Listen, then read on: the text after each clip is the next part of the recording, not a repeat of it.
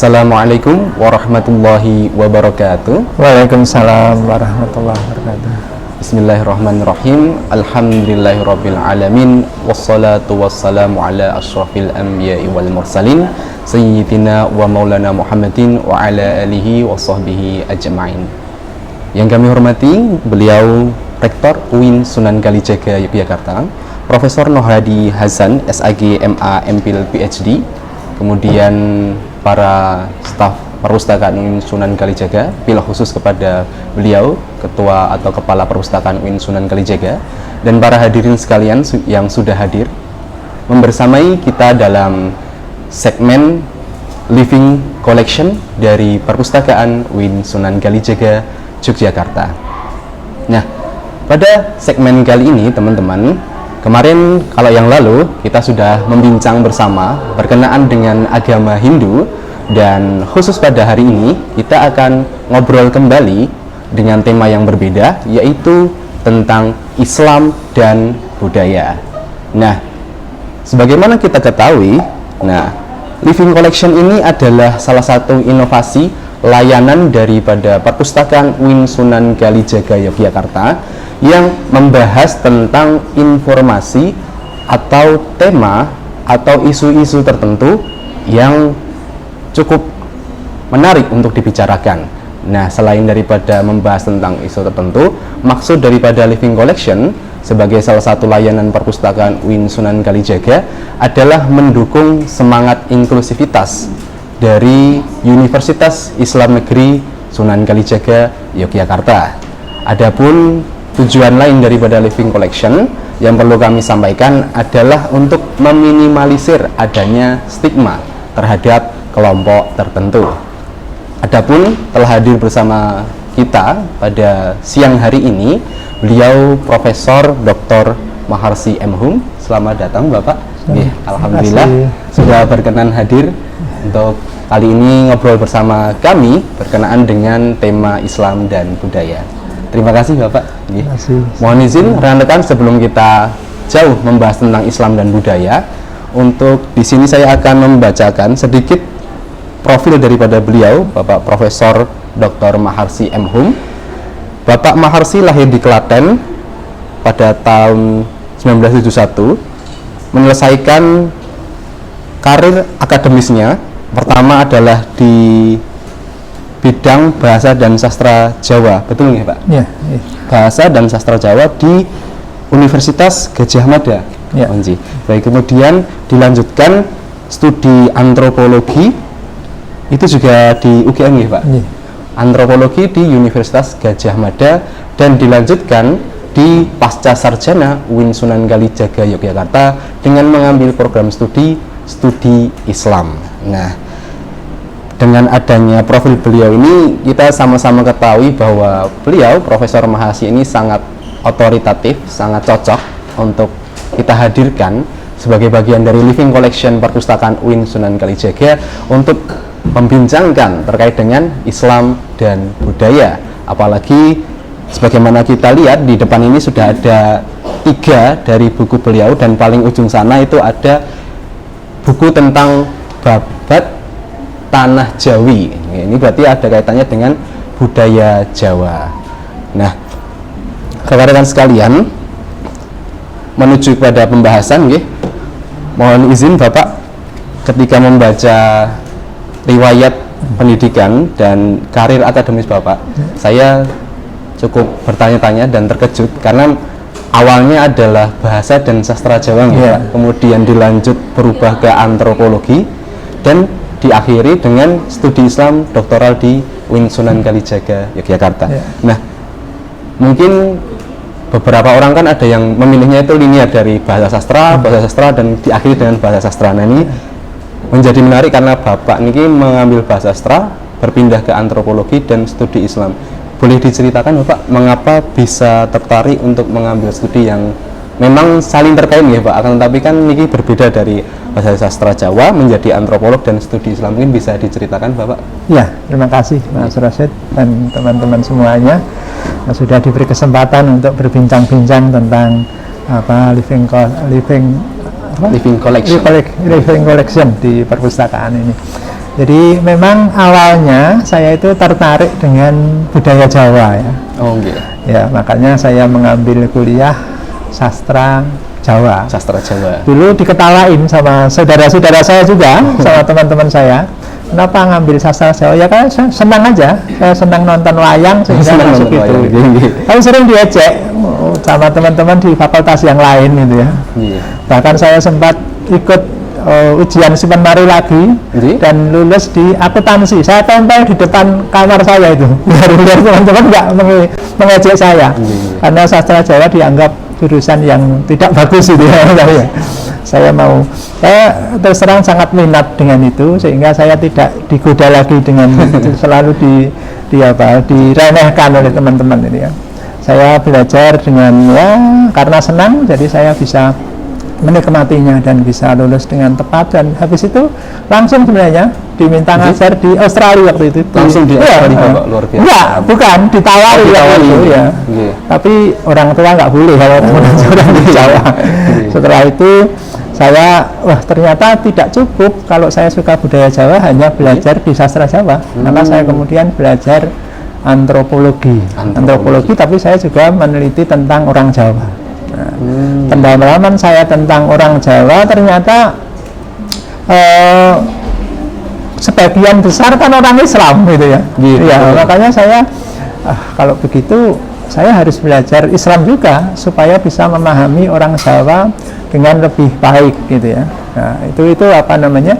Kenapa kemudian saya dari sastra Jawa belajar budaya Jawa di antropologi dan akhirnya belajar Islam. Bermuara di situ.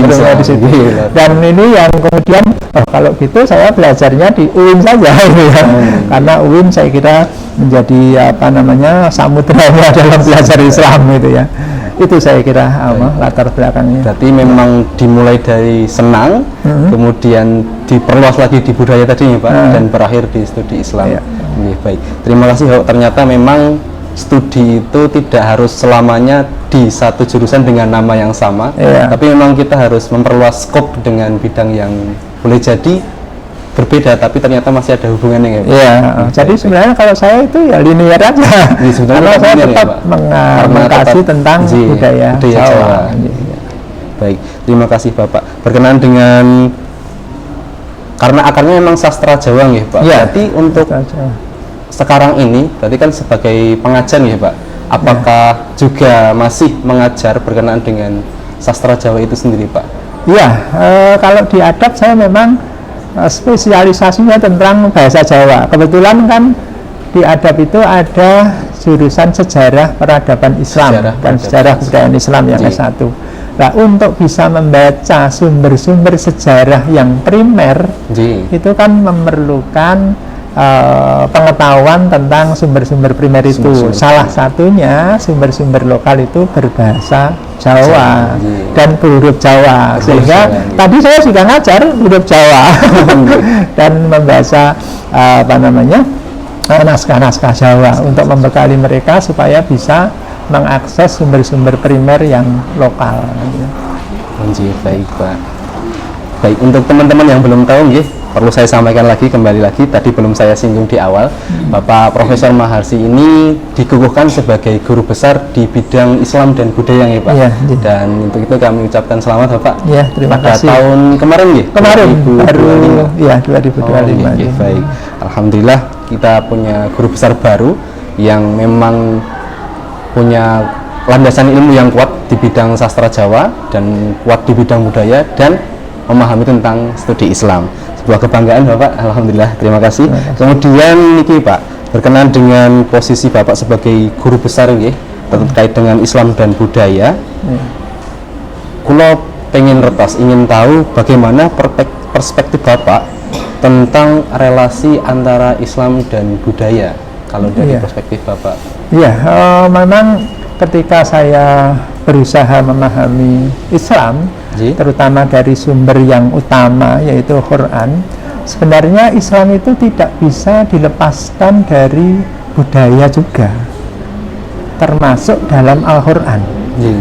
Mengapa demikian? Yang pertama, Islam itu Al-Quran itu ditulis dalam bahasa Arab, jelas itu budaya Arab karena bahasa.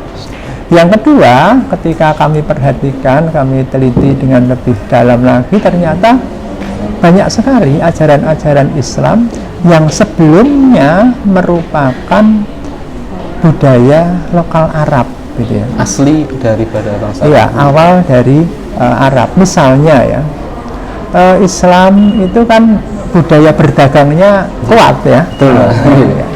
Dan budaya dagangnya orang Arab itu dalam Islam kan tidak dihilangkan begitu saja, Tidak dihilangkan. justru diteruskan dan dilengkapi, disempurnakan. Ya, makanya kalau berdagang itu ya menurut Islam ya ditulis. Kalau berdagang itu ya jangan membohongi, itu kan kemudian yang disempurnakan oleh Islam. Ya. Di samping itu memang ada budaya Arab yang ditolak ya, terutama yang menyimpang dari ajaran-ajaran Islam. Misalnya budaya tentang menyembah berhala itu ya. Itu kan ada budaya itu di Arab, tapi itu kemudian yang ditolak tentu karena tidak sesuai dengan ajaran tauhid ya. Iya, tidak sesuai dengan. Demikian juga misalnya budaya yang direkonstruksi. Jadi budayanya ada tetapi diberi nilai yang baru ya.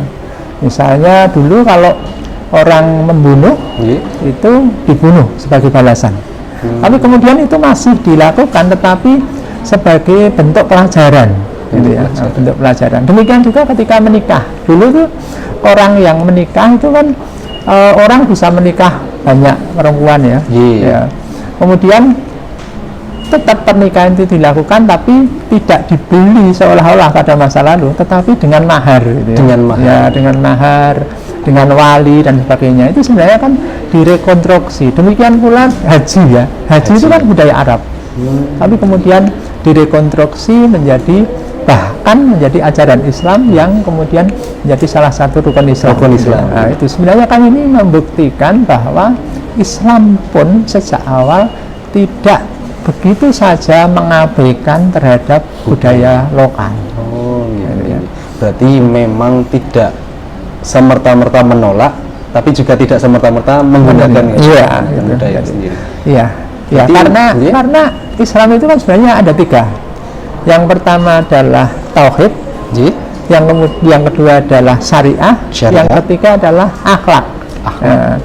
Kalau 3-tiganya itu tidak bertentangan dengan budaya, kenapa tidak? Asal tidak menyimpang dari tauhid, ya sudah. Kenapa tidak dilakukan? Indikatornya 3 itu jadi tauhid, syariat dan akhlak. Itu saya kira yang paling penting dalam ajaran Islam. Baik, terima kasih Pak.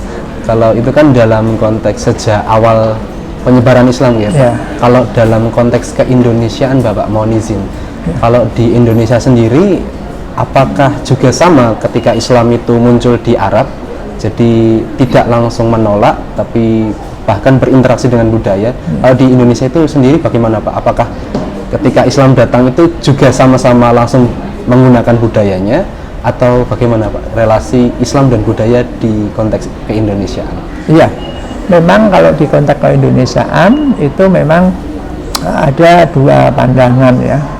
Ada yang mempunyai pandangan bahwa ya Islam itu yang kafah, yang sesuai dengan apa yang di Al-Quran. Pandangan kedua, Islam itu ya tadi yang sama yang saya katakan, kalau itu tidak menyimpang dari tauhid, tidak menyimpang dari syariah, tidak menyimpang dari akhlak, ya diteruskan saja. Ya, itu sebenarnya sudah terjadi sejak awal, terutama kalau di Jawa itu pada masa wali itu ada pandangan-pandangan seperti itu. Kemudian dalam perkembangannya, karena budaya kita, budaya Nusantara itu lebih mengutamakan pada keselarasan. Ya. Jadi keharmonisan dalam kehidupan masyarakat itu kemudian yang berkembang adalah justru pandangan-pandangan yang mengakomodasi budaya lokal. Berarti memang ada 2 aliran tadi ya Pak, antara yang satu kafah, yang satu adalah adanya keselarasan ini. Iya, iya. Nah, Maaf, kafah itu kafah dalam tanda petik juga. Oh, dikira tanda yang petik ya? sesuai dengan ajaran budaya lokal itu juga bisa disebut sebagai kafah. Iya. Oh, gitu. Iya, iya. Baik, baik. Terima kasih Bapak. Selanjutnya tadi kan kita ketahui bahwasanya ada teman-teman kita dari sama-sama agama Islam, akan tetapi kan kecenderungannya adalah mungkin sekarang juga sedang marak ya Pak, itu terkait dengan gerakan Puritan. Puritan itu pun sebenarnya juga dapat dibagi lagi ya terkait dengan Puritan. Nah, bagaimana kalau misalkan Puritan yang dominan itu adalah Puritan yang malah justru menghilangkan budaya, itu kira-kira kedepannya bagaimana ya Pak? Apakah budaya ini di Indonesia itu masih bertahan atau tidak ketika dihubungkan dengan Islam itu sendiri? Iya, iya, iya. Mungkin agak berbeda ya dengan Puritan. Puritan itu sebenarnya muncul dalam agama Kristen ya. Asalnya malah Kristen abad 16 saya kira, tahun 1500-an itu ada orang-orang Kristen yang kemudian mempunyai pandangan baru terhadap agama itu, kemudian muncul Katolik gitu. Jadi Puritan itu sebenarnya ada dua pandangan. Yang satu tetap mempertahankan bahwa dalam agama Kristen itu yang penting adalah kebaktian. Kemudian muncul tradisi misa. Jadi misa dalam memakan anggur itu yang kemudian diambil kata Puritan itu oleh orang-orang Barat terutama untuk melihat apa yang ada di Jawa, terutama di Islam itu. Nah, kemudian itu dipahami sebagai Puritan itu mengembalikan kepada Islam yang murni, kan itu sebenarnya. Nah, mengembalikan Islam yang murni itu Islam yang seperti apa? Pertanyaannya kemudian. Karena Islam yang ada di Arab pun tidak lepas dengan budaya Arab, gitu ya. Ini saya kira yang perlu kita perhatikan juga, bahwa kalau Puritan itu sama seperti pada masa Nabi, sementara masyarakat kita itu mempunyai budaya sendiri yang saya katakan tadi, tidak semuanya itu menyimpang dari tiga hal itu.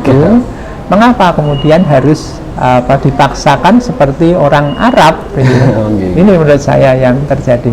Karena di Arab sendiri juga muncul pandangan-pandangan yang berbeda. Bahkan kalau kita lihat di sana juga muncul pertentangan-pertentangan terhadap pemahaman itu, gitu ya. Sementara di masyarakat kita saya kira justru keharmonisan itu lebih terlihat, gitu ya, dengan sama-sama menghargai terhadap fenomena-fenomena yang terdapat dalam masyarakat kita. Berarti memang definisi Puritan itu sendiri harus dipertanyakan kembali, Pak. Iya, kalau saya itu. Iya. Selanjutnya Bapak, karena kami mungkin dari beberapa dari kami kan tidak secara profesional, tidak secara akademis kan membaca juga atau belajar tentang Islam Nusantara, tentang budaya dan kaitannya dengan Islam. Sedangkan tadi disampaikan oleh Bapak, ternyata satu budaya sendiri itu sebenarnya sudah ada sejak awal Islam hadir. Kemudian fenomena Puritan sendiri juga itu juga perlu dipertanyakan lagi definisinya, karena memang fenomena Puritan ini kan kadang diidentikan pada kelompok tertentu ya Pak. Ternyata Puritan itu sendiri juga perlu dipertanyakan sendiri. Apalagi ya dengan informasi yang ada di internet sekarang kan luar biasa nih ya Pak, ada fenomena echo chamber, atau dimana ketika satu definisi itu kuat dan dibaca berulang-ulang, definisi yang ada hanya itu saja, seolah itu saja. Padahal tadi disampaikan Bapak, ternyata Puritan sendiri itu definisinya banyak ya Pak. Baik. Nah, untuk itu Pak, bagi kami yang awam, adakah rekomendasi judul-judul koleksi atau buku atau literatur yang cocok bagi kami yang awam untuk bisa mempelajari mungkin Islam dan budaya, atau relasi Islam dan budaya, atau Islam Nusantara itu sendiri? Iya, ada buku yang cukup bagus, praktis ya sebenarnya.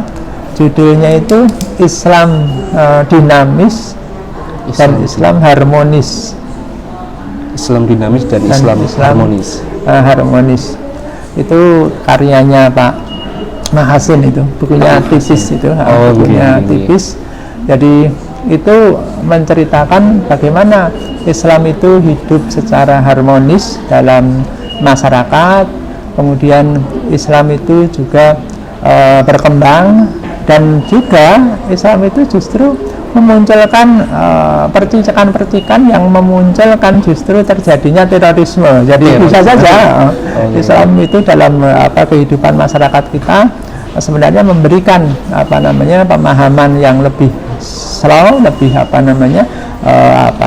damai, tetapi juga karena ada pemahaman-pemahaman luar yang tidak berpijak dari budaya, memunculkan hal-hal yang bersifat justru membuat gaduh gitu ya, membuat permasalahan di masasyarakat. Itu saya kira cukup bagus juga. Atau juga ada buku Pak Mahasin juga, kebetulan kami agak sering ngobrol ya, diskusi. Itu Islam, memahami Islam berdasarkan ilmu adab, itu juga beliau. Kita juga menerbitkan buku di Pusat Kajian Sejarah dan Budaya, itu judulnya Islam dan Budaya Lokal. Itu juga saya kira bisa memberikan pemahaman yang lebih komprehensif bagaimana Islam itu bertemu dengan budaya lokal. Baik, terima kasih Bapak. Ini ada setidaknya 3 judul ya, teman-teman nanti bisa dicari, dipelajari. Tadi yang pertama Islam Dinamis dan Harmonis, karya Profesor Mahasin.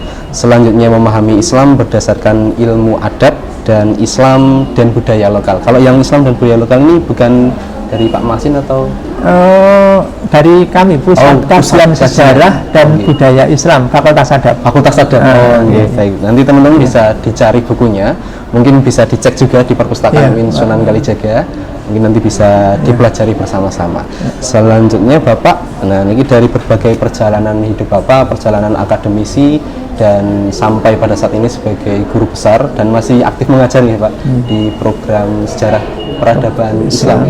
Niku, adakah pesan khusus bagi kami kaula muda, khususnya para muslim muda, berkenaan dengan bagaimana caranya supaya tetap bisa berbudaya namun tidak tercerabut dari akar Islam Bapak, atau sebaliknya bisa berislam tapi tidak lupa untuk berbudaya? Bisa disampaikan Bapak? Saya kira kita masih relevan apa yang disampaikan oleh Sunan Kalijogo yang ditulis di depan masjid itu. Laras ilining banyu ngeli nanging ora keli. Jadi mengikuti aja perkembangan budaya, tetapi tetap berpegangan pada nilai-nilai Islam. Nilai-nilai Islam. Yang tadi itu. Jadi tauhid, syariah dan akhlak itu. Saya kira berpegangan pada itu kita tidak akan terhanyut lah oleh budaya global yang sekarang ini saya kira sangat besar pengaruhnya dalam kehidupan masyarakat kita, terutama generasi muda ini. Betul sekali Pak. Itu saya kira yang bisa dilakukan. Terima kasih Bapak. Teman-teman, itu adalah pesan dari beliau Prof. Maharsi untuk kita berkenaan dengan bagaimana kita bisa berbudaya tapi tidak tercerabut dari akar keislaman, begitu sebaliknya bisa menjalankan ajaran agama Islam tapi juga tetap berbudaya, yaitu dengan memegang 3 indikator yang tadi disampaikan oleh Bapak Profesor Mahasi. Yang pertama adalah tauhid, yang kedua adalah memegang teguh syariat, dan tentu saja yang ketiga tidak lupa adalah akhlak itu sendiri. Baik, terima kasih Bapak. Tidak terasa ternyata memang waktunya sudah berlalu cukup banyak, dan saya yakin setelah ini mungkin Bapak masih ada kesibukan ya Pak, karena sebagai guru besar saya rasa tuntutan atau pekerjaan akademisnya juga banyak ya Pak. Dan tentu saja terima kasih sudah berkenan hadir memberikan wawasan keilmuan kepada kami, dan semoga ini menjadi keberkahan khusus bagi Bapak dan umumnya bagi kita. Apalagi mungkin di bulan Ramadan menjadi majelis ilmu berkenaan dengan Islam dan budaya. Dan jangan lupa teman-teman, untuk tadi pesan daripada Bapak Profesor Mahasi, dalam menjalankan Islam kita perlu memastikan tauhid kita jalan, syariatnya tidak dilupakan, namun juga tetap berakhlak atau beretika ya Bapak. Itu saja. Mungkin ada niki Pak closing statement atau pesan penutup dari panjenengan untuk mengakhiri sesi pada siang hari ini? Iya, kalau orang Jawa, para ulama Jawa masa lalu, para pujangga masa lalu, hidup itu harus berdasarkan pada dua mata kita. Mata yang kanan itu adalah Islam, mata yang kiri itu adalah budaya, sehingga kita bisa hidup dengan damai dalam kebudayaan masyarakat kita. Iya, alhamdulillah, terima kasih Bapak Profesor Maharsi sudah membersamai kami dan memberikan pesan yang menarik dan bisa dipelajari kembali oleh teman-teman. Jangan lupa Islam tidak bertentangan dengan budaya. Demikian dari kami, terima kasih kembali Bapak.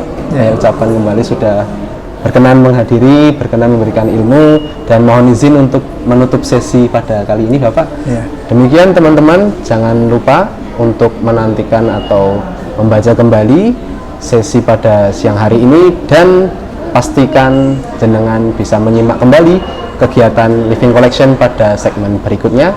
Sekian dari kami, kurang lebihnya mohon maaf. Assalamualaikum warahmatullahi wabarakatuh.